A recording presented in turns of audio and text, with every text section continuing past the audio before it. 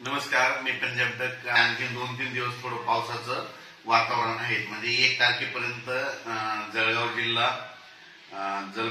बुलढाणा जिल्हा, त्याच्यानंतर धुळे, नंदुरबार, नाशिक, परभणी या भागामध्ये आणखी 2-3 1 ऑगस्ट पर्यंत असंच पावसाचं तुरळक तुरळक वातावरण राहणार आहे, म्हणून हा अंदाज लक्षात येतात.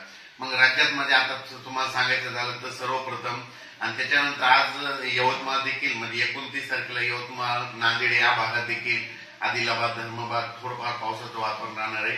खूप काही मोठा राहणार नाही, पण पाऊस थोडा सध्या राहणार आहे आणि ठिकठिकाणी काही ठिकाणी सूर्यदर्शन देखील होणार आहे, म्हणून हा अंदाज लक्षात येतात. राज्यात सांगायचं झालं तर जवळपास म्हणजे 8 ऑगस्ट पर्यंत राज्यात काय होणार आहे, हवामान कोरडंच राहणार आहे. जास्त असा मोठा काही पाऊस येणार नाही, म्हणून काही चिंता करायची गरज नाही. सांगायचं झालं तर 8 तारखेच्या नंतर 9 तारखेला मात्र काय झालं की सोलापूर जिल्हा, धाराशिव जिल्हा, त्याच्यानंतर सांगली जिल्ह्याचा काही भाग, त्याच्यानंतर इकडं लातूर जिल्हा,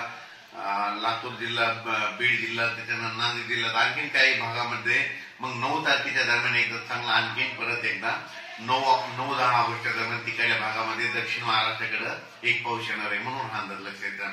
पण राज्यात सांगायचं झालं तरी सध्या तरी 8 ऑगस्ट पर्यंत हवामान कोरडंच राहणार आहे. म्हणजे एवढा काही मोठा पाऊस नाही, म्हणून काही चिंता करायची गरज नाही.